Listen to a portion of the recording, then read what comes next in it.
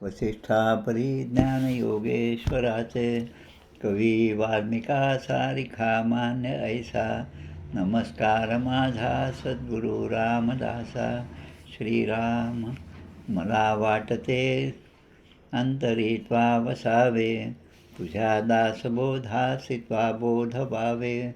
अपत्यापरी पाववी प्रेमग्रासा, महाराज या सद्गुरू रामदासा. श्रीराम शांताकारं भुजगशयनं पद्मनाभं सुरेशं, विश्वाधारं गगनसदृशं मेघवर्णं शुभांगं, लक्ष्मीकान्तं कमलनयनं योगिभिर्ध्यानगम्यं, वन्दे विष्णुं भवभयहरं सर्वलोकैकनाथं. यं ब्रह्मा वरुणेन्द्ररुद्रमरुतस्तुन्वन्ति दिव्यैस्तवैः, वेदैः साङ्गपदक्रमोपनिषदैर्गायन्ति यं सामगाः. ध्यानावस्थिततद्गतेन मनसा पश्यन्ति यं योगिनो, यस्यान्तं न विदुसुरासुरगणा. देवाय तस्मै नमः. सर्वोपनिषदो गावो दोग्धा गोपालनन्दनः, पार्थो वत्ससुधीर्भोक्ता दुग्धं गीतामृतं महत्. गोपाल कृष्ण भगवान की जय. जय जय रघुवीर समर्थ. आज माघ शुद्ध द्वादशी शके 1947. आजचा दिवस म्हणजे ब्रह्मचैतन्य श्री गोंदवलेकर महाराजांचा यांचा जन्मदिवस, माघ शुद्ध द्वादशी. महाराज म्हटलं की एकच आठवतं, ते म्हणजे नाम. नामामध्ये सदैव रंगलेले आणि आयुष्यभर ज्यांनी नामाचा प्रचार केला असे श्री गोंदवलेकर महाराज. गोंदवले या ठिकाणी अनेकदा जाण्याचा योग आला. एकदा जाऊन दासबोध पारायणाच्या निमित्ताने राहण्याचा पण योग आला. आणि महाराजांच्या 100व्या पुण्यतिथीनिमित्त अकोल्यातील महाराजांचे भक्त मंडळींबरोबर आम्ही जवळपास 30-40 जण होतो. श्री क्षेत्र सज्जनगड ते गोंदवले असा पायी प्रवास पण झाला. त्यावेळेस अनेक ठिकाणांना भेटी झाल्या, अनेक ठिकाणी मुक्काम झाला. महाराजांच्या त्या नामामध्ये ते 4-5 दिवस खूप चांगल्या प्रकारे गेले. त्याच वेळेस आमचे रंगनाथ स्वामी निगडीकर यांच्यासुद्धा समाधीचं दर्शन झालं. महाराजांच्या सद्गुरू भेटीची जे तळमळ आहे ती अगदी लक्षात घेण्यासाठी आहे. महाराजांनी संपूर्ण भारतभर पायी भ्रमण केलं.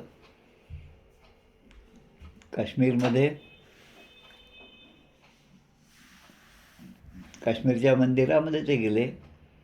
सुवर्ण मंदिर त्यांनी त्या ठिकाणी दर्शन घेतलं आणि प्रत्येक ठिकाणी सद्गुरूच्या भेटीची तळमळ व्यक्त केली. आणि माझे सद्गुरू मला त्यांची प्राप्ती कशी होईल असं त्यांनी सगळीकडे तो एकच प्रश्न विचारला.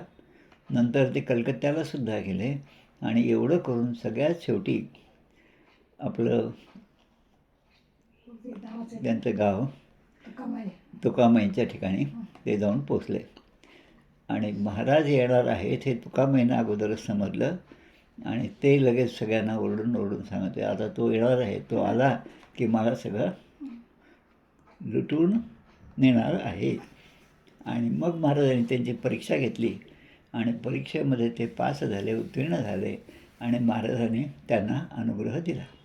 या तुकामाईने जसा ब्रह्मचैतन्य गोंदवलेकर महाराजांना अनुग्रह दिला तसाच बरोबर काही वर्षांनी श्री ब्रह्मचैतन्य हनुमंत महाराज यांनासुद्धा तुकामाईनी वावरहिरे या गावामध्ये असणाऱ्या बाणलिंग किंवा पाणलिंग या महादेवाच्या पिंडीमधून प्रगट होऊन त्यांनासुद्धा अनुग्रह दिला. आणि त्यांना जो दृष्टांत झाला त्याप्रमाणे श्री हनुमंत महाराजांनी ब्रह्मचैतन्य महाराजांचं खूप सुंदर असं अनुभव, खूप छान असं चरित्र लिहिलं, ओवीबद्ध असं चरित्र लिहिलं. ते सुद्धा अगदी वाचण्याचं आहे नैमिषारण्यामध्ये. आणि नंतर मला वाटतं त्या कुठल्या क्षेत्रामध्ये आम्ही गेलो होतो तेव्हा त्या ठिकाणी महाराजांच्या ज्या ठिकाणी महाराज राहिले, अनुष्ठान केलं, त्या ठिकाणी आमचा मुक्कामसुद्धा होता. महाराजांच्या प्रती आपण साष्टांग वंदन करूया आणि आजच्या या उपनिषदाच्या भागाला सुरुवात करूया. कठोपनिषदामधल्या 2 अध्यायामध्ये प्रत्येकी 3-3 वल्ली आहेत. म्हणजे 6 वल्ली. 6 वल्लीपैकी 5वी वल्ली आपण पूर्ण केली होती आणि मागच्या प्रवचनामध्ये आपण 6वी वल्ली म्हणजे दुसऱ्या अध्यायाची 3री वल्ली याचे 9 श्लोक आपण मागच्या वेळेस घेतले होते. आज आपल्याला 10व्या श्लोकापासून सुरुवात करायची आणि आज आपलं हे कठोपनिषद पूर्ण होणार आहे. मागच्याच श्लोकामध्ये आपण पाहिलं, मला वाटतं 9व्या श्लोकामध्ये 7व्या श्लोकामध्ये इंद्रियेभ्य परम मनः मनसः सत्वम उत्तमम सत्वादधी महानात्मा महतो अव्यक्तम उत्तमम. इंद्रियांपेक्षा अर्थ या शब्द या ठिकाणी इंद्रियेभ्य परम मनः. याचा अर्थ शब्द स्पर्श रूप रस गंध, म्हणजे इंद्रियापेक्षा हे प्रबळ आहेत. कारण काही इंद्रिय त्या शब्दाकडे ओढल्या जातात, इंद्रिय अर्थाकडे ओढल्या जातात, इंद्रिय स्पर्शाकडे ओढल्या जातात, इंद्रिय रस रूप गंध याने आकर्षित होतात. आता जो आकर्षित होतो तो कमी प्रतीचा आहे आणि ज्याच्याकडे आकर्षित होतो तो श्रेष्ठ. म्हणून इंद्रियांपेक्षा अर्थ श्रेष्ठ, म्हणजे हे पंचमहाभूत शब्दस्पर्श रूप रसगंध. आता त्यापेक्षा श्रेष्ठ कोणतं? मन.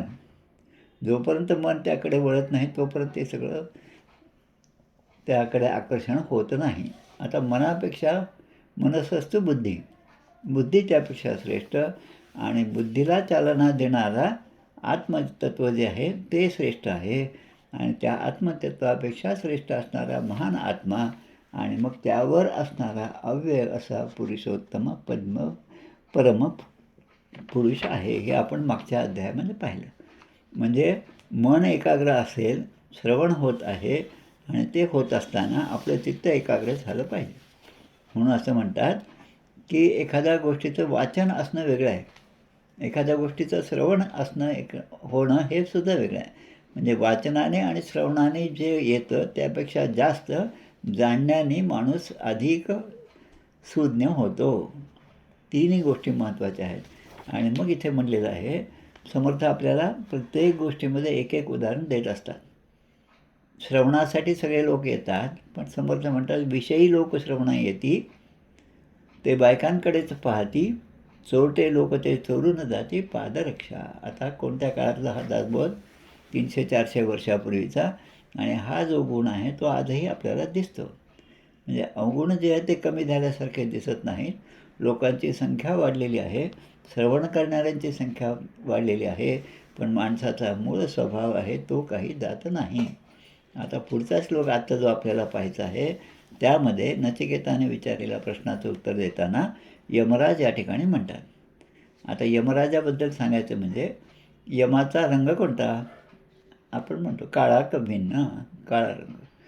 आता हा काळा रंगावरून एक गोष्ट आठवली, आत्ताच 2 दिवसापूर्वी झालेला विमानाचा ॲक्सिडेंट.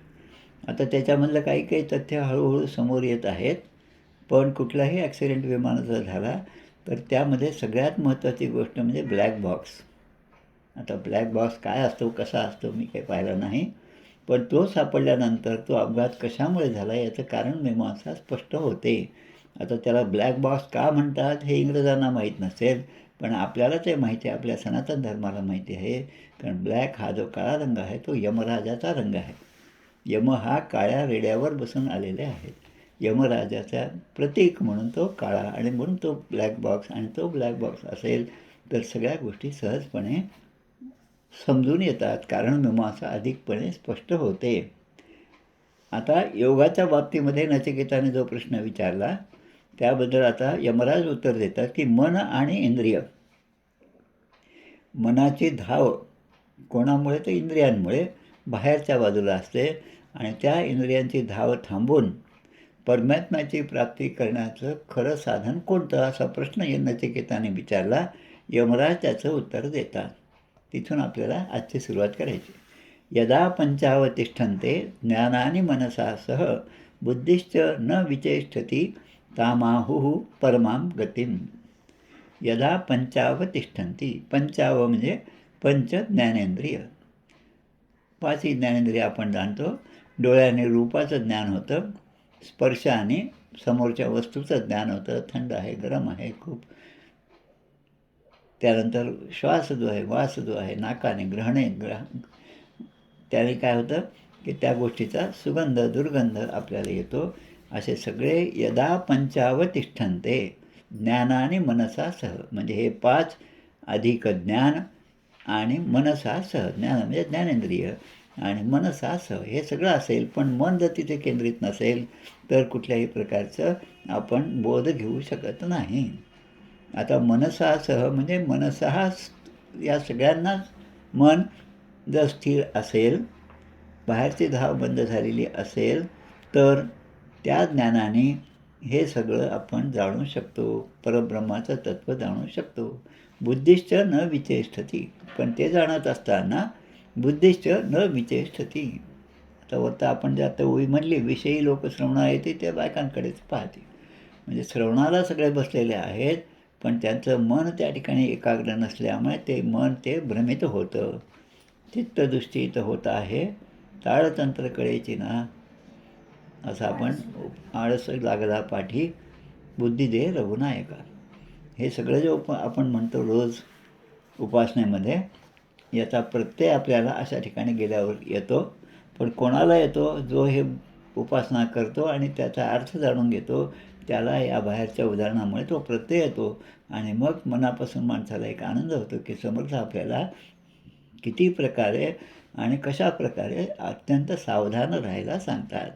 आता इथे काय म्हणलेलं आहे, बुद्धिश्च न विचेष्टती, म्हणजे मन, बुद्धी, इंद्रिय हे कुठेही विचलित होत नाही. म्हणजे बाहेरच्या कोणत्याही परिस्थितीमुळे त्यांच्यामध्ये कुठलेही तरंग निर्माण होत नाही. तो तरंग आनंदाचा असेल, दुःखाचा असेल, आकांक्षाचा असेल, इच्छेचा असेल, किंवा एखाद्या गोष्टीचा लाभाचा असेल, किंवा ते लाभत नाही म्हणून येणाऱ्या रागाचा असेल. पण या सगळ्या तरंगावर जर आपल्याला विजय मिळवायचा असेल आणि तो जर मिळाला तर तमाहुः परमां गतिम, म्हणजे त्या स्थितीला योग्यांची परमगती असं म्हणतात. योगी तशा प्रकारचे असतात. असा हा 9वा श्लोक 10वा श्लोक आपल्याला सांगतो. आता पुढे ताम योगम इति मन्यन्ते स्थिराम इंद्रियधारणाम अप्रमत्तस्तदा भवति योगो हि प्रभवाप्ययो. आता धारणा शब्द काय? अष्टांग योगामध्ये धारणा येतं, ध्यानधारणा आणि समाधी. धारणा म्हणजे देशबंधस्य स्थिराम, देशबंधस्य म्हणजे आपलं बंध जे आहे, बंध म्हणजे काय? बंधन. हे बंधन कशामुळे आहे? तर पंच विषयांमुळे बंधन आहे. त्यानंतर इंद्रियांची तिकडे धाव आहे म्हणून बंधन आहे. पण ते सगळं बंधन झुगारून आपलं मन जर एकाग्र केलं तर त्याला धारणा असं म्हणतात. आता मला माझं चित्त कुठेही विचलित करायचं नाही, मी होऊ देणार नाही, असा मनावर इंद्रियावर ताबा असणारा जो असेल तो धारणा त्याच्या ठिकाणी पक्की झाली आहे की आता ईश्वराशिवाय दुसरं काही नाही. नान्यम जाने नैव जाने न जाने. ताम योगम इति मन्यते, अशी जी साधकाची स्थिती त्यालाच योग असं म्हणतात. आणि स्थिराम इंद्रिय धारणाम, स्थिराम म्हणजे इंद्रियाची धारणा, जी धाव होती आत्तापर्यंत सगळीकडे, ती आता स्थिर झालेली आहे. आणि असं ज्याच्या ठिकाणी होतं त्याला नचिकेताला यमराज सांगतात अप्रमत्तस्तदा भवती. प्रमत्त म्हणजे काय? प्रमाद. असं ज्याचं झालं असेल त्याच्याकडून प्रमाद होत नाही. प्रमाद म्हणजे आपल्या धर्माने, आपल्या शास्त्राने, आपल्या ग्रंथांनी सांगितलेल्या गोष्टी सोडून तो इतर ठिकाणी भटकत नाही. अप्रमत्तस्तदा भवती, अशी अवस्था साधकाला प्राप्त होते. आणि योगो ही प्रभवाप्ययो, प्रभव म्हणजे उत्पत्ती, अप्ययो म्हणजे असतं. आता ही इंद्रिय जी आहेत ती जीव जेव्हा जन्माला येतो, आत्मा त्यामध्ये प्रवेश करतो आणि त्याचं चलनवलन सुरू होतं, म्हणजे त्याचं प्रभव म्हणजे उत्पत्ती, आणि ते जेव्हा निघून जातं तेव्हा त्याचं असतं. याच्या दरम्यान जो जीव आहे किंवा आपलं सगळं आयुष्य आहे, त्या दरम्यान या सगळ्या गोष्टी जो जाणतो, तो जिवंत असताना, तो देहामध्ये असताना, तो सगळं व्यवहार करत असताना तो जीवनमुक्त असा होतो. आता पुढच्या श्लोकामध्ये पाहतात, आता हीच गोष्ट पुन्हा आपल्याला समजावून सांगतात. आणि म्हणून आमचे ब्रह्मचैतन्य गोंदवलेकर महाराज म्हणतात, नामामध्ये योगाची सर्व अंग आहेत. अष्टांग योग आपण पाहिलं, ध्यान, धारणा, समाधी, हे सगळ्या 8ही अंग ही फक्त नामामध्ये आहेत. आणि ते नाम तुम्ही घ्या आणि त्या नामाला कधीही सोडू नका. आमचे परमपूज्य बाबा बेलसरे हे त्या ठिकाणी नामसप्ताह घेत होते. नामसप्ताहामध्ये ते सुद्धा म्हणतात की बाबा बेलसरेला विसरून जा. फक्त महाराजांनी सांगितले नाम जे आहे ते तुम्ही लक्षात घ्या आणि ते नाम घेतलं तर तुम्हाला तो नामाचा अधिकार, नाम ज्याचा आहे तो नामी जो आहे त्याची प्राप्ती सहजपणे होणार आहे. आता त्याचं स्वरूप काय ते सांगतात. नैव वाचा न मनसा प्राप्तुम. आता ते परब्रह्म मला प्राप्त होण्यासाठी मी वाणीने प्राप्त करू शकतो असं मला वाटत असेल तर ते चुकीचं आहे. वाणी, लहान मुलं असतं त्याला काही वाणी नसते, रडत असतं ते, त्याला काही शब्द नसतात, हळूहळू त्याला शब्द शिकत जातो. म्हणजे वाणी हे जे त्याच्यानंतरच आलेली गोष्ट आहे. न मनसा, मनाने पण आपण त्याला जाणू शकत नाही. पंच ज्ञानेंद्रिय ही जी आहे ती त्या परब्रह्मतत्वाला जाणू शकत नाही. प्राप्तुम शक्यो न चक्षुषः. ते परब्रह्मतत्व हे आपल्या चक्षु म्हणजे हे जे आपले चर्मचक्षु आहेत, आपले जे डोळे आहेत त्यानेसुद्धा आपल्याला त्याची प्राप्ती होत नाही. या डोळ्याची प्राप्ती कशाची होते, काय दिसतं आपल्याला, ते जे काय दिसतं ते सगळं नाशवंतच आहे. अस्ति इति ब्रुवतो, अस्ति इति ब्रुवतो. आणि मग कशामुळे ते प्राप्त होतं की ज्यांना माहीत आहे की अस्ति इति ब्रुवतो. आता याचा अर्थ समजून घेणं थोडंसं अवघड आहे. अस्ति इति तत् अस्ति, तत् अस्ति म्हणजे याचा अर्थ ते अवश्य आहे, परब्रह्मतत्व आहे. आता हे कसं समजून घ्यायचं. एक उदाहरण मला सहज लक्षात आलं. एखाद्या ठिकाणी आपण लग्नाला जातो, खूप मोठी गर्दी आहे, अनेक खोल्या आहेत आणि गेल्याबरोबर सगळे माणसं, नातेवाईक सगळे आपल्याशी बोलतात आणि तेवढ्यामध्ये आपण थकलेलो असतो आणि मग कुठेतरी एखाद्या खोलीमध्ये आपण आपलं सामान ठेवतो आणि मग दुसऱ्याशी बोलत राहतो. आता जेव्हा आपण ठेवलेली सूटकेस आता पुन्हा आपल्याला शोधायची असते तेव्हा आपण कशा प्रकारे शोधतो की ह्या खोलीमध्ये ठेवली होती, आपण त्या खोलीमध्ये ठेवली होती. याचा निश्चय जोपर्यंत होत नाही तोपर्यंत ती वस्तू सापडणं शक्य नाही. एकदा निश्चय झाला, नाही नाही आम्ही इथेच बोलत होतो आणि याच खोलीमध्ये असेल, म्हणजे हा निश्चय अस्ति इति, अस्ति इति म्हणजे ते आहे, निश्चितच आहे आणि इथेच आहे, ते परब्रह्मतत्व इथेच आहे असा निश्चय जेव्हा बुद्धीने होतो तेव्हा त्याची प्राप्ती आपल्याला होऊ शकते. पण असा निश्चय ज्यांचा झाला त्या परब्रह्मतत्वाच्या जाणण्याचं किंवा त्याला जाणून घेण्याची, त्याची काय म्हणते ते, त्याच्या अस्तित्वाची जाणीव ज्याच्या मनामध्ये, बुद्धीमध्ये स्थिर आहे असे जे संत महात्मे आहेत त्यांनाच या परब्रह्मतत्वाबद्दलचं विचारलं पाहिजे. जनी जाणता पाय त्याचे धरावे. जाणता हा शब्द फार महत्त्वाचा आहे. अस्ति इति ब्रुवतो अन्यत्र कथम तदुपलभ्यते. आता अशा अनुभवी किंवा तज्ज्ञ किंवा जाणकार अशा संतांच्या सांगितलेल्या मार्गाने गेलो तरच इति उपलभ्यते, म्हणजे त्याची प्राप्ती होणार आहे. कोणाची? त्या परब्रह्मतत्वाची. पण अन्यत्र कथम तदुपलभ्यते. पण त्यांना सोडून जर आपण इतर ठिकाणी जर आपण याबद्दलचा विचार करू लागलो, त्यांना जर प्रश्न विचारू लागलो तर त्या परब्रह्मतत्वाची प्राप्ती आपल्याला होऊ शकत नाही. कथम उपलब्धते, ती कशी काय प्राप्ती होणार असं या ठिकाणी विचारलेलं आहे. आता कालच्या ह्याच्यामध्ये म्हणजे हा जो तिसरी वल्ली आहे त्याची सुरुवात जी आहे त्याच्यामध्ये पहिल्याच श्लोकामध्ये जे सांगितलं होतं त्याचा थोडासा विचार करूया आपण. काय होता तो? ऊर्ध्वमूलम अवाक शाख येशो अश्वत्थ सनातना. ऊर्ध्वमूल साधारणपणे झाडाचं मूळ हे खाली असतं आणि शाखा, पानं, फुलं हे सगळे वर असतात. पण या संसार वृक्षाचं मूळ जे आहे ते वर आहे. मूळ म्हणजे ज्याच्यापासून ते उत्पन्न झालं ते वर आहे. आता आपण काल म्हणजे मागच्या प्रवचनात आपण पाहिलं पूर्वज आणि वंशज. पूर्वज म्हणजे माझ्यापूर्वी जन्माला आमच्या कुळामध्ये आलेले आणि वंशज म्हणजे माझ्यानंतर जे जे जन्माला येणार आहेत ते. आता पूर्वी कोण होतं म्हणजे आपण जे मूळ मूळ निर्मूळ घेता भवाचे. आता भवाचं मूळ कोण आहे? तर परब्रह्मतत्व आहे. आता त्या परब्रह्मतत्वाला जाणल्यानंतर तो भव जे होत आहे, जे निर्माण होत आहे, जे स्थित आहे आणि ज्याचा नाश होणार आहे त्याचा कोणताही आपल्यावर बाधा होणार नाही. आपण त्यापासून मुक्त होऊ. आणि मग इथे म्हणतात अस्ति इति ब्रुवतो अन्यत्र कथम तद उपलभ्यते. आता पुढच्या श्लोकामध्ये पहा. अस्ति इति इत्येव उपलब्धव्य तत्वभावेन चोभवो. आता हे परब्रह्मतत्वाचं दोन गोष्टी आहेत या ठिकाणी समजून घेण्याच्या, की तो आहे हा निश्चय पाहिजे. देव आहे हा निश्चय असेल तर तो भक्त आहे, पण देवच नाही असा जो म्हणतो त्याला न ऐके त्याचे शिकवी तो एक मूर्ख, हे समर्थाने सांगितलं. की जो अशा विचारानेच आपल्याकडे येतो त्याला जास्त शिकवण्याच्या भानगडीत पडू नका. पण जो भाविक आहे, जो सश्रद्ध आहे, ज्याचा विश्वास आहे, भगवंतावर विश्वास आहे, संतांवर विश्वास आहे, आपल्या ग्रंथांवर विश्वास आहे, त्याच्याशी तुम्ही संवाद करा. तो संवाद कुठे ना कुठे तुम्हाला आनंद आणि समाधान देणारा आहे.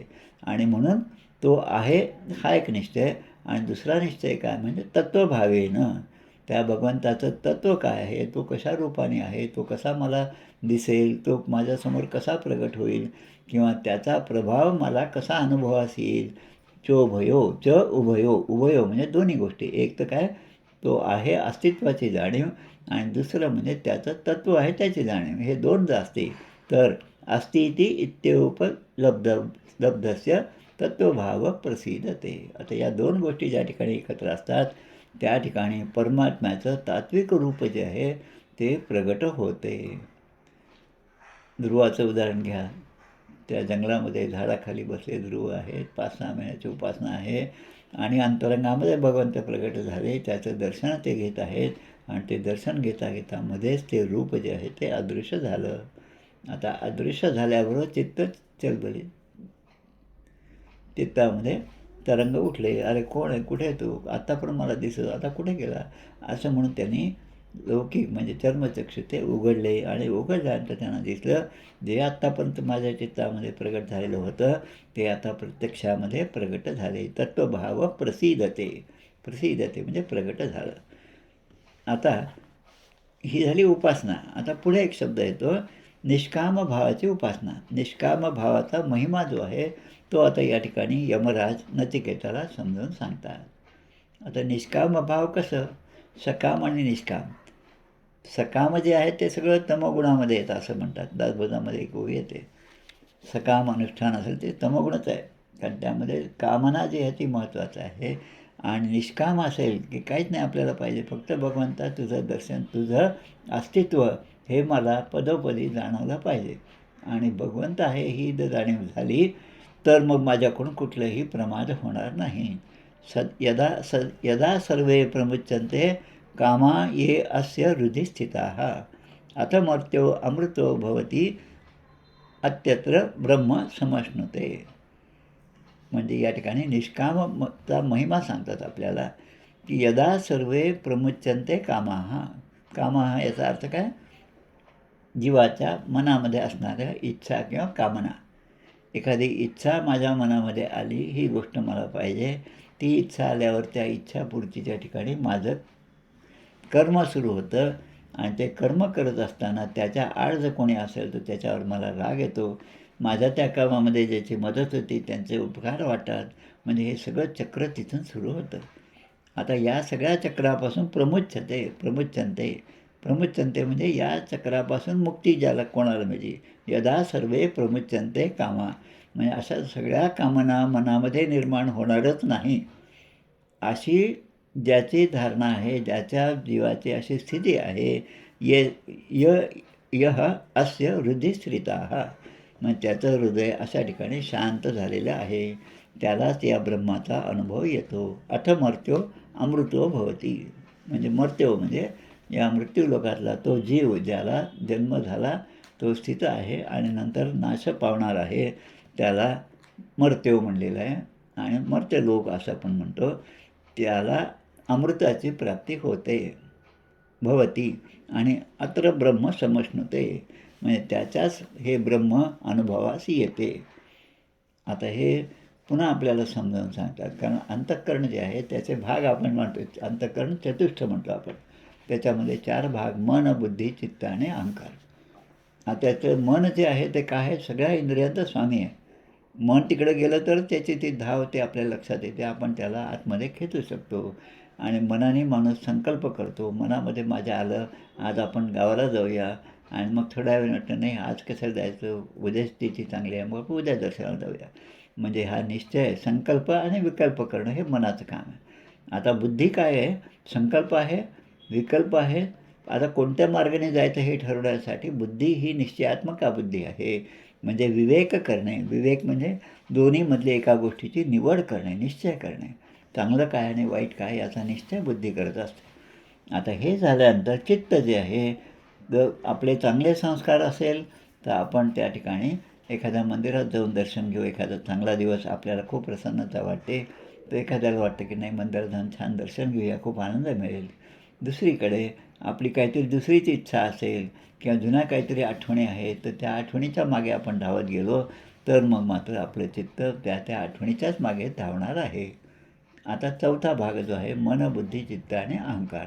तर अहंकार म्हणजे काय? की व्यक्तित्व. अहंकार म्हणजे शंकर जे आहे ते अहंकाराचं स्वरूप आहे. तर अहंकार म्हणजे मीपणाचा भाव. मी आहे, अहम इति. अहम म्हणजे मी आहे, मी आहे म्हणजे आपल्या स्वतःच्या अस्तित्वाची जाणीव म्हणजे अहंकार. आता हा अहंकार लहान मुलापासून आपल्याला पाहायला मिळतो. त्याची एखादी लहान अगदी रांगणाऱ्या मुलाच्या हातातली वस्तू ओढून घेतली की त्याला तो राग येतो, तो लगेच ओरडायला लागतो. ती त्याला दिली की तो शांत असतो. म्हणजे हा अहंकार जीवाला जन्मापासून त्याच्याबरोबर आहे.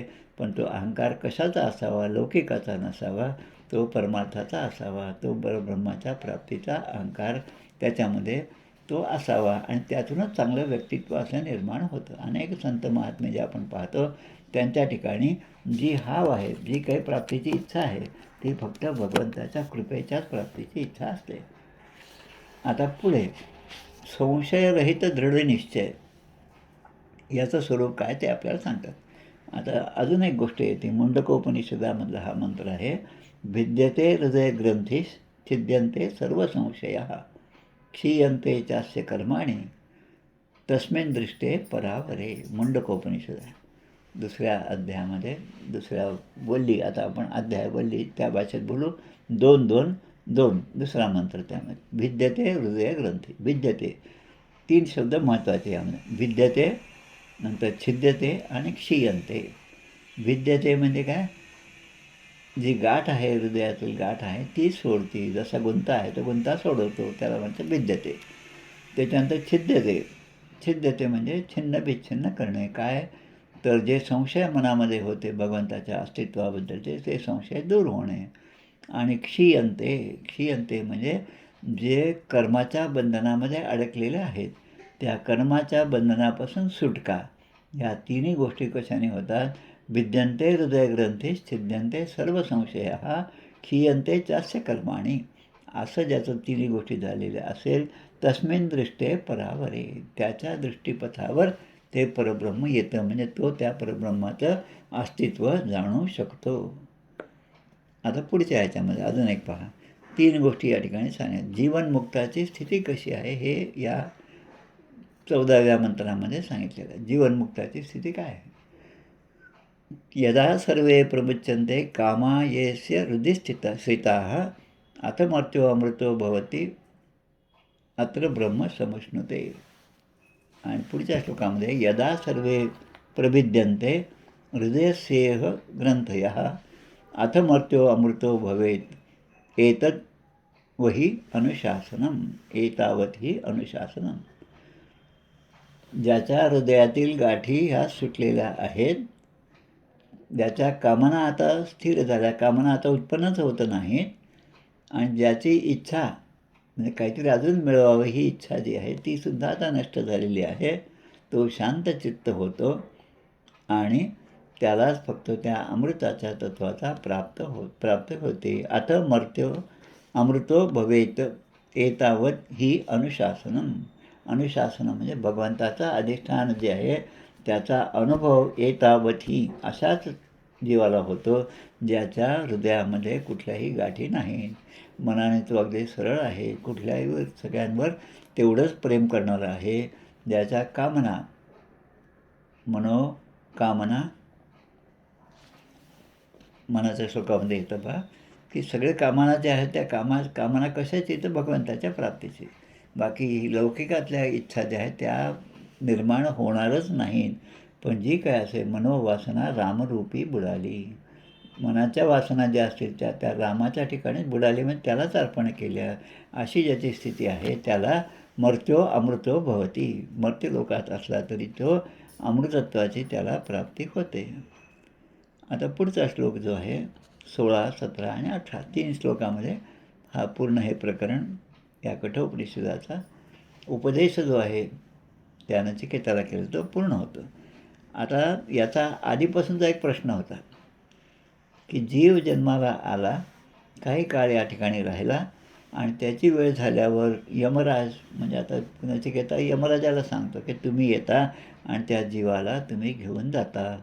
त्याला कोणती गती प्राप्त जाते, तर जीवात्म्याची गती जी आहे ती कोणती हे मला समजून घ्यायचं.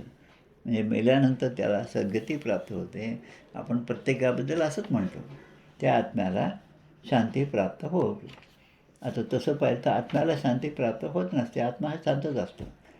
दुःख जे आहे ते जीव आहे म्हणून ते दुःख आहे, ते सुख आहे. पण आत्मा हा केव्हाही अमर असतो. तो येत नाही, जात नाही. सदा संचले येत ना जात काही. रीता ठावया राघवे विण नाही. प्रत्येक ठिकाणी तोच असतो. आता त्याचं उदाहरण की त्याची गती कोणती प्राप्त होते हे आता या ठिकाणी सांगतात. खूप छान उदाहरण दिलेलं आहे. शतं चैकाचं हृदयस्य नाड्य तासां मूर्धानम अभिनिसृतैका तयोर्ध्वमायन्न अमृतत्वमेति विश्वंगन्या उत्क्रमणे भवन्ति. 4 चरण 16व्या श्लोकामध्ये शतं चैकाचं हृदयस्य नाड्या. आपलं हृदय कमळ, आपण हे सगळं अष्टकमळ आपण म्हणतो, चरणकमळ आहे, नेत्रकमळ आहे. तसं शतंचैका हृदयस्थ नाड्या, हृदयाच्या ठिकाणी असणाऱ्या नाड्या ज्या आहेत ते 101 नाड्यांची कल्पना या ठिकाणी केलेली आहे. आता 101 आहेत, त्यापैकी 100 सोडल्या तर एक नाडी फार महत्त्वाची आहे.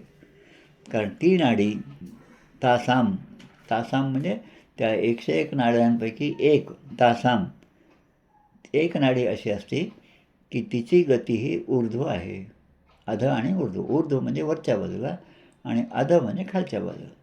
आणि म्हणून आपण म्हणतो सत्वगुणे भगवद्भक्ती, रजोगुणे पुनरावृत्ती, तमोगुणे अधोगती पावती प्राणी. तमोगुणामुळे अधोगती होते. माणसाचा जे शरीर आज मानव शरीर प्राप्त झालं त्याच्या पुढे अधोगती, म्हणजे ते निरनिराळ्या योनीमध्ये ते पाप भोगण्यासाठी त्याचा पुन्हा जन्म होतो. आता या हृदयामध्ये ज्या नाड्या आहेत त्यामधली एक नाडी जी फार महत्त्वाची आहे, मूर्धानम अभिनिसृतैका, म्हणजे एक नाडी, श्रुतैका म्हणजे एक नाडी जी त्या 101 पैकी अशी असते की हृदयापासून ती वरच्या बाजूला जाते आणि आपल्या कपाळापर्यंत, ब्रह्मरंध्रापर्यंत, ह्या आज्ञाचक्रापर्यंत ती आपल्याला घेऊन जाते, म्हणजे त्या जीवाला घेऊन जाते. शतैचैकाच हृदयस्थ नाड्य तासां मूर्धानम अभिनिसृतैका. आता इतर जे आहेत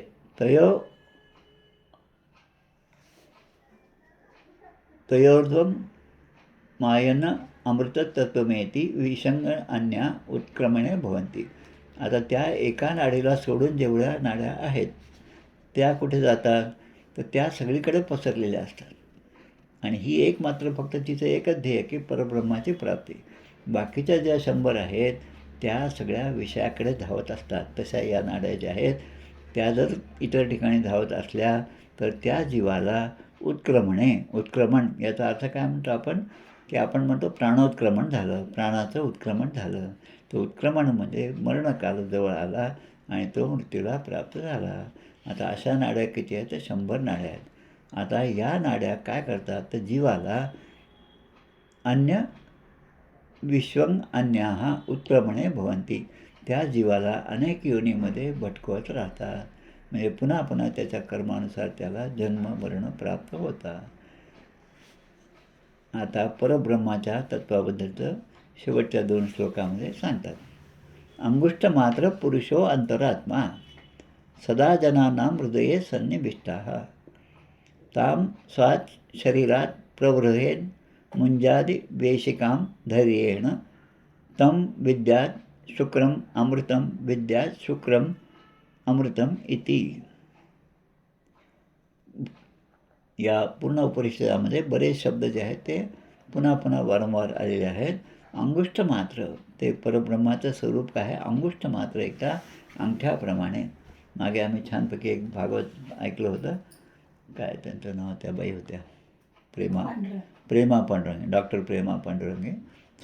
इंग्रजीमध्ये ते भागवत सप्ताह होता, तो ऐकला आम्ही. त्यामध्ये खूप छान प्रकारे तिने अंगुष्ठ मात्र याचा अर्थ समजावून सांगितला. परब्रह्माचं स्वरूप हे अंगठ्या एवढं आहे, हाताच्या अंगठ्या एवढं, आणि ते परब्रह्म आपल्या सगळ्यांच्या हृदयामध्ये स्थित आहे. पुरुषोंतरात्मा, सगळ्या पुरुषांच्या, पुरुष म्हणजे स्त्री पुरुष दोन्ही आले, फक्त पुरुषांच्या स्त्रियांच्या नाही असं नाही, सर्व जीवांचा ज्याने ज्याने देह धारण केला आहे, मानव देह धारण केला आहे, त्यांच्या ठिकाणी तो अंगुष्ठ मात्र एवढीशा त्या आकारामध्ये स्थित आहे. सदा जनानां हृदये सन्निविष्ट. आता तो कुठे असतो, हृदये सन्निविष्ट. सन्निविष्ट, निविष्ट म्हणजे त्याचं राहण्याचं ठिकाण कुठे, तर हृदयामध्ये. आस्था हृदयामध्ये रामो की सर्व सुखासी आरामो की भ्रांतासी पडे कामो विषयावरी. आता आस्था हृदयामध्ये रामो, प्रत्येकाच्या ठिकाणी जर तो सन्निविष्ट असेल, हृदये म्हणजे सप्तमी अधिकरण आहे, सप्तमी. हृदय म्हणजे हृदयाच्या अधिष्ठानावर सन्निविष्ट हा तो भगवंताचा अंश त्या ठिकाणी असतो. सदा जनानाम, जनानाम म्हणजे सगळ्या लोकांच्या ठिकाणी तो त्या ठिकाणी आहेच तो त्या ठिकाणी. तम स्वात शरीरात प्रवरहेन मुंजादी वेशिकाम धैर्येण. आता एक इथे उदाहरण दिलेलं आहे. मुंज म्हणजे एक प्रकारची वनस्पती आहे. श्रीमद भागवतामध्ये शेवटी आपण दशमस्कंदामध्ये शेवटी पाहतो की जे यादव होते त्यांना तो शाप मिळाला होता, त्या ऋषीने दिलेला शाप. आता हिच्या पोटी काय होईल, मुलगा होईल का मुलगी होईल असं म्हणून त्या ऋषीने जो शाप दिला, आता हिच्या पोटी मुसळ जन्माला येणार असा जो शाप मिळाला. आणि ते खरोखरच मुसळ जन्माला आलं.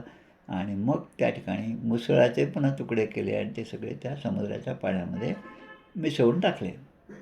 पण शेवटी झालं काय, त्याच्यापासून जे काही गवत उगवलं ते गवत इतकं धारदार होतं की त्या गवताचे शस्त्र तयार झाले. एरका घास हिंदीमध्ये पण एरकाच म्हणतात. तर ते झाले तयार. ते अगदी धारदार असतात, दुधारी शस्त्राप्रमाणे असतात. आणि तेच हातात घेऊन हे यादव जे आहेत ते एकमेकांची लढाई करू लागले, भांडू लागले, कारण भगवंताचा शाप होता. आणि हे सगळं भगवंताच्या डोळ्यासमोरच होत असतं. म्हणजे ज्यांनी हा व्याप वाढवला, ज्यांनी याला सगळ्यांना पालनपोषण केलं, त्यांच्या डोळ्यासमोर ते सगळे लयाला जात आहेत. ते भगवंताने पाहिलं, भगवंताच्या समोरच या गोष्टी घडल्या. आणि एवढंच नाही तर सगळ्या गोष्टी भगवंताच्या इच्छेनुसारच घडत होत्या. म्हणजे ज्यांचं पूर्वकर्म जसं असेल तशी त्याला गती प्राप्त होते. आता मुंजात या शब्दाचा अर्थ ते जे गवत आहे त्याला मुंज म्हणतात. बिहार, उत्तर प्रदेश या भागामध्ये नदीकाठी जी थोडीशी वाळू असते त्या वाळूमध्ये अशा प्रकारचं गवत प्राप्त होतं. जसं आपण कॅक्टस पाहतो आपल्याकडे, कॅक्टस काय म्हणतो आपण त्याला, निवडून, त्याला काटे असतात पहा. किंवा ते तुमचं अजून एक रामदेव बाबाचं जे आहे ॲलोवेरा, ते सुद्धा कोरफड, त्यालासुद्धा काटे असतात. पण ते जर आपण हळूहळू बाजूला केले आतमध्ये तो रस असतो आणि जे ते म्हणतात त्याप्रमाणे भरपूर त्यामध्ये काय म्हणतात औषधी गुण आहेत त्यामध्ये. आता इथे हे जे गवत आहे ते कापणं, त्याचा एक गड्डा असतो, कंद असतो, त्या कंदामध्ये आलेले ते सगळे गवत आहेत ते आधी तिथून कापून आणणं. ते कापून आणतानासुद्धा आपल्या त्याची धार जी आहे ती आपल्याला हाताला लागू शकते, रक्त निघू शकते, म्हणून काळजीपूर्वक ते आणणं. त्यानंतर जसा सोलीव सुख शब्दाचा अर्थ आहे, केळ आहे त्याचं साल आपण हळूहळू सोडलं, कांदे आहेत त्याचे पण साल एक एक आपण वेगळं करतो, तसं या गवताचं एक एक भाग वेगळा करत गेलो. आणि पुन्हा काळजीपूर्वक धैर्य, इथे पाहा काळजीपूर्वक म्हणजे धैर्य येणं. मुंजादी वेशिकाम धैर्येण, धैर्येण या शब्दाचा अर्थ धैर्याने काळजीपूर्वक आपल्या हाताला इजा होणार नाही अशी काळजी घेऊन तो एक एक भाग जर आपण वेगळा केला तर त्यामध्ये अगदी मध्ये जे तत्त्व आहे ते त्याचा उपयोग धनुष्य तयार करण्यासाठी करतात. तम विच्छात शुक्रम अमृतम विद्यात शुक्रम अमृतम इति. शुक्रम म्हणजेच अमृतम आणि शुक्रम आणि अमृतम याचा अर्थ ब्रह्म. हे तिन्ही तत्त्व एकच आहेत. त्याची प्राप्त होण्यासाठी जसं त्या मुंजपासून सीक बाहेर काढतात, म्हणजे ते आतलं जे शस्त्रासारखं जे धारदार आहे ते बाहेर काढतात आणि त्याचा बाणामध्ये उपयोग करतात, तसं या ठिकाणी परब्रह्म तत्त्वाला जाणून घ्यायचं असेल तर अशा प्रकारची काळजी घेतली प्रवृत्त, म्हणजे त्या सगळ्यांना वेगवेगळ्या पृथक पृथक केल्यानंतर शुक्रम अमृतम विद्यात. तर हे विशुद्ध अमृत जे आहे ते अशा प्रकारचं आहे. तम शुक्रम अमृतम विद्यात. आणि त्या अमृत स्वरूप अशा विशुद्ध स्वरूप अशा ब्रह्माला जाणणं हे आपलं अंतिम ध्येय आहे, असं त्या नचिकेताच्या प्रश्नावर यमराज आपल्याला सांगतात. आता या सगळ्यामध्ये आता अजून आपल्याला 2 गोष्टी महत्त्वाच्या आहेत. आता शेवटच्या श्लोकाकडे आपण आलो. संस्कृतमध्ये एक श्लोक आहे, उपक्रमोपसंहारात अर्थवादोत्पत्तिश्च. म्हणजे एखादा उपक्रम आहे, एखादं प्रवचन आहे समजा, ते प्रवचन जेव्हा सुरू असतं तेव्हा सुरुवातीला आपण त्या प्रवचनात काय सांगणार आहोत हे पूर्ण सांगतो आपण. पूर्णप्रमाणे विवेचन होतं आणि जेव्हा ते प्रवचन संपायला येतं तेव्हा वक्ता चांगल्या प्रकारे आता पण आपण काय जे शिकलो ते थोडक्यामध्ये आपल्याला सांगतात. म्हणजे उपक्रमाचा उपसंहार जो आहे तो. आणि अर्थ व वाद उत्पत्तीच. अर्थ, वाद आणि उत्पत्ती, म्हणजे त्यापासून कोणते अर्थ निघू शकतात, कोणता वाद निघू शकतो आणि त्याचं शमन कसं करायचं हे सगळं त्या उपसंहारामध्ये सांगितलेलं असतं. तसं या ठिकाणी समर्थसुद्धा आपल्याला सांगतात, प्रचित निरूपण नावाच्या समासामध्ये सूक्ष्म निरूपण लागले तेथे बोललेची मागोते बोलिले. सूक्ष्म निरूपण म्हणजे हे नचिकेताने जे ब्रह्मतत्वाबद्दलचे प्रश्न विचारले यमराजाला, ते खरं म्हणजे आधीच त्याने सांगितलं, अरे तुझं वय किती लहान आहे, त्याच्यापेक्षा तू हे घे ते घे, त्याच्याशी खेळ, तुला मी सगळं देतो, संपत्ती देतो, दीर्घ आयुष्य देतो, तू नाही तुझे नातू पण दीर्घ आयुष्य होतील. कितीतरी प्रलोभने दिले, पण त्या कुठल्याही प्रलोभनाला नचिकेता बळी पडला नसल्यामुळे त्याला मग हे सगळे ज्ञान दिलं. जसं ध्रुवाला सुद्धा नारदांनी जेव्हा भेट झाली तेव्हा नारदसुद्धा म्हणतात, तुझं वय काय, जंगलात कुठे जातो, तिथे कुठे राहशील, काय खाशील, त्यापेक्षा तू सरळ घरी जा, आईचा असा राग मानून घेऊ नका, आईचं बोलणं हे तुझ्या भल्यासाठीच असतं. अशा प्रकारे सगळा वाद त्या ठिकाणी झाला. पण नचिकेता आणि ध्रुव हे त्यांनी दृढनिश्चय त्यांचा होता आणि म्हणून ते ध्येयाप्रती जागरूक होते आणि म्हणून ते कुठल्याही प्रलोभनाला बळी पडले नाहीत. तसं इथे सूक्ष्म निरूपण लागले. आता अवघड असं निरूपण झालं. ते सांगत असताना प्रवचनकार संत जे आहेत तेथे बोलिलेची मागुते बोलिले. एकच गोष्ट 10 वेळेस ते समजावून सांगतात. साधं मूर्ख लक्षणं घ्या, पडत मूर्खाची लक्षणं घ्या, कितीतरी ओव्या त्यामध्ये दिलेल्या आहेत. प्रत्येक ओव्यामध्ये 3-3 लक्षणं दिलेली आहेत. आता ते मल्टिप्लाय केलं तर जवळपास 400-500 लक्षणं त्यामध्ये आहेत. आणि समर्थ म्हणतात, हे सगळे मी इतक्यांदा सांगितले, ते फक्त तुमच्या लक्षात यावं म्हणून श्रुती क्षमा केली पाहिजे. बाकी मला दुसरा काही उद्देश नाही, पण हे सगळं तुमच्याकडून याचा त्याग झाला पाहिजे म्हणून मी तुम्हाला हे सगळं सांगितलं. आणि श्रोत्यास पाहिजे उमजले म्हणून या 10व्या दशकामध्ये 8व्या समासामध्ये ही ओवी आहे, प्रचिती निरूपण नावाचा समासा. तसं आता या कठोपनिषदाचा उपसंहार करत असताना, यमनचिकेता संवादाचा उपसंहार करत असताना यमराज आता अंतिम मंत्र सांगतात, शेवटचा मंत्र सांगतात. मृत्यूप्रोक्ताम नचिकेतो अथ लब्ध्वा. मृत्यूप्रोक्ताम, प्रोक्ता म्हणजे उक्त म्हणजे म्हणणे, प्रोक्ता म्हणजे त्यांनी सांगितलं. कोणी सांगितलं तर मृत्यू म्हणजे यमराजाने सांगितलेला हा उपदेश नचिकेतो अथ लब्ध्वा, नचिकेताने तो ग्रहण केला. आता आपण मागेच पाहिलं की ती जी विद्या त्याला सांगितली ती त्याला समजली की नाही हे पाहण्यासाठी आधी परीक्षा घेतली. मी सगळं सांगितलं पण तुला काय काय समजलं हे तू मला सांग.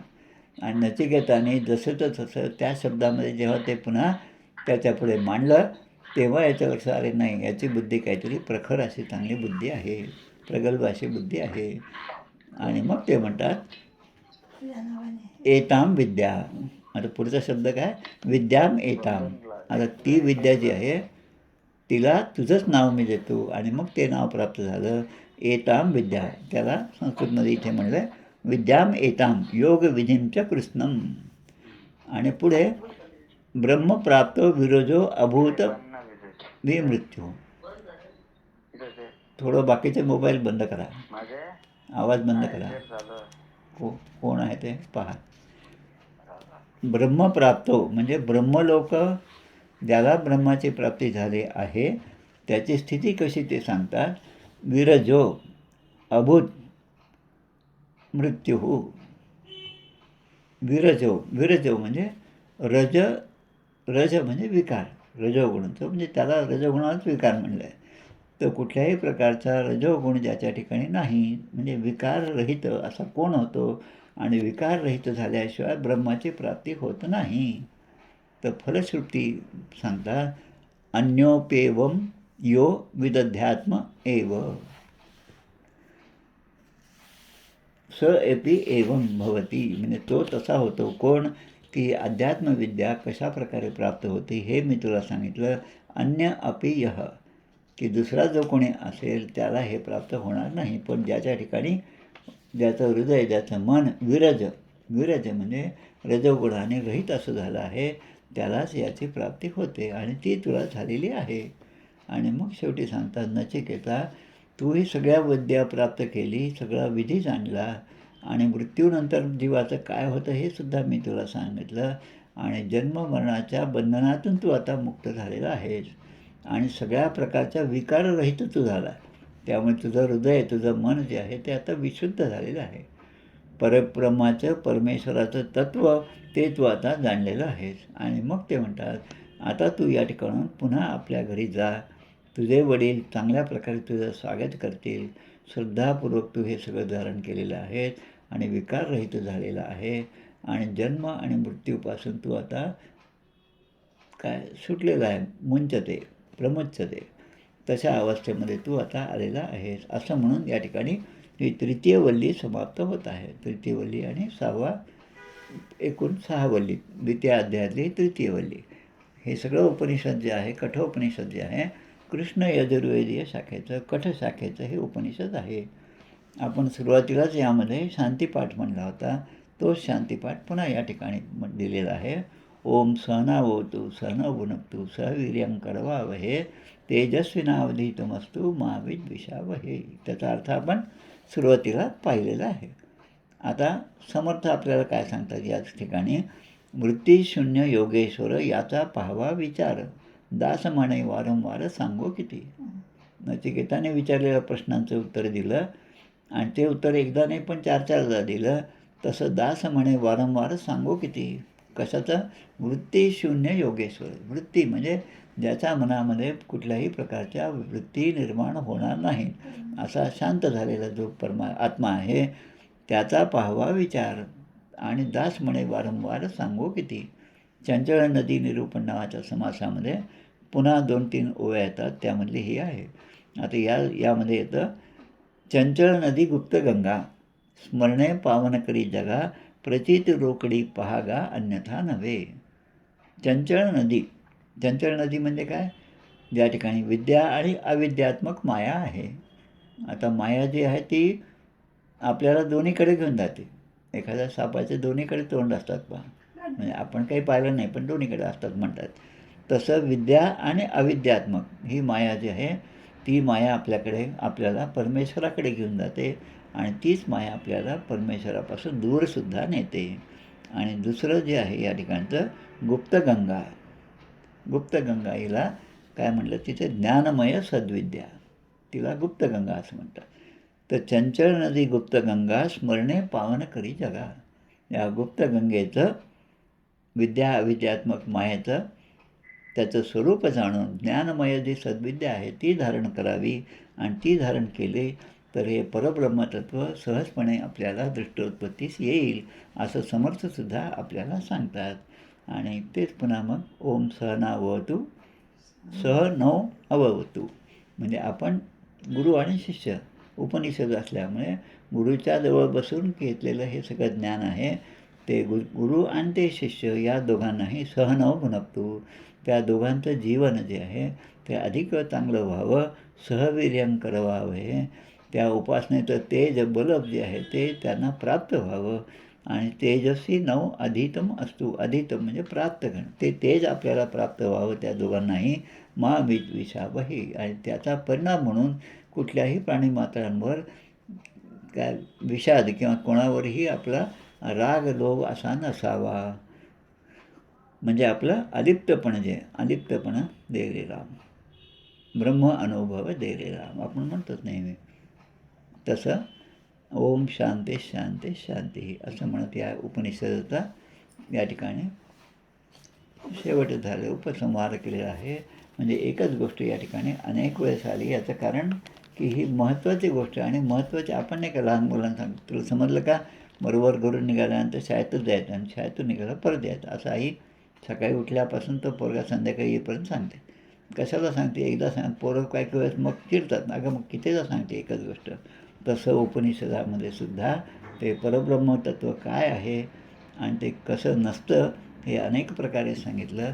आणि मग ती पुनरावृत्ती जरी असेल तरी ती पुनरावृत्ती तेवढ्याच कामाची आहे, कारण तो विषय महत्त्वाचा आहे. असं या ठिकाणी यमनचिकेताचा संवाद जो आहे तो आपण आत्तापर्यंत या 18-19 भागामध्ये पाहिला. मला असं वाटलं होतं की उद्याचा भागसुद्धा या उपनिषदासाठी लागेल, पण हे उपनिषद आजच पूर्ण झालेलं आहे. यानंतरचा विषय आपण नंतर ठरवूया. तो पुन्हा आपण आता या ठिकाणी थांबूया. गोपाल कृष्ण भगवान की जय. जय जय रघुवीर समर्थ. श्रीराम जय राम जय जय राम. नमस्कार करते. जय श्रीराम. आणि खूप छान आला